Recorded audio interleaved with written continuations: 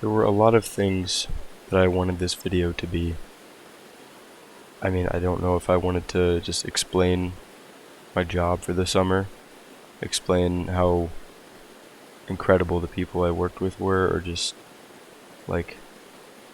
talk about the mountains. But honestly, I think the best way to do it justice is to just read what I wrote, because it was fresh back then. I miss it, and I still literally dream about it, but where to begin? I'm still in disbelief at the end of this whole thing, so let's just start from the beginning. Piling into a van at 2 a.m., Nalgene's rolling around on the floor. We're 3 miles from the trailhead, 7 from the nearest drivable road, and had no backpacking experience. Once I learned how to live in the wilderness, we learned to work there. Cutting brush, digging tread, and cutting down logs with crosscut saws out of the trail. 10-hour workdays with no AC, cushy bed to come back to.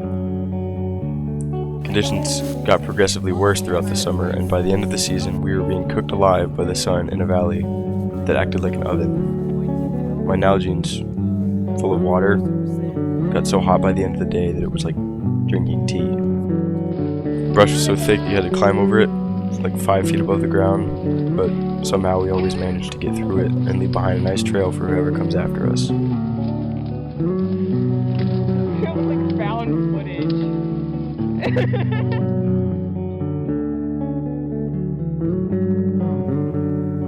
The sound of 20 camp stoves roaring after a long day, collecting water from a nearby creek, waking up at night and seeing the sky lit up by stars.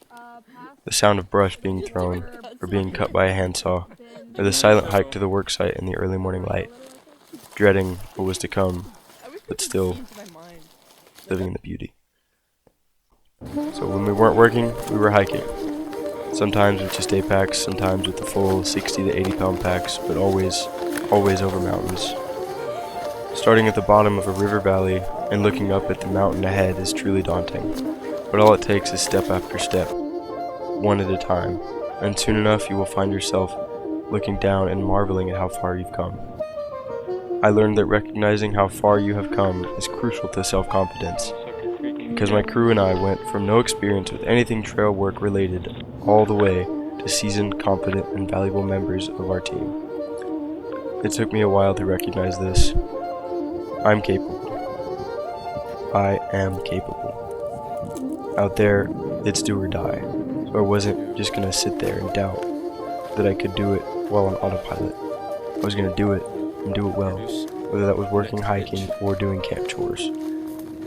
While hiking, I would often find myself keeping my head down, focusing on the safest spot to put my next step, and on the screaming pain in my legs.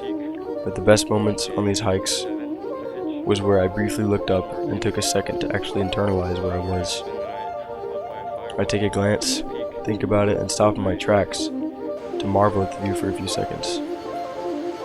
Jagged mountains, river valleys, rock formations, views that sometimes reached all the way to the Pacific Ocean or Preston Peak down in California. Enjoy the view.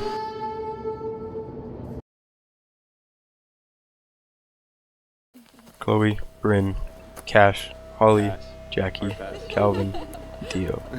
My first crew of fellow interns. Some of the most incredible people I've ever met. I knew from the moment I met them that they were my kind of people.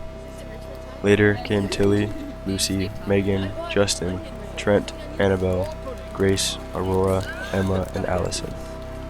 This group more than doubled our crew size before the long trip.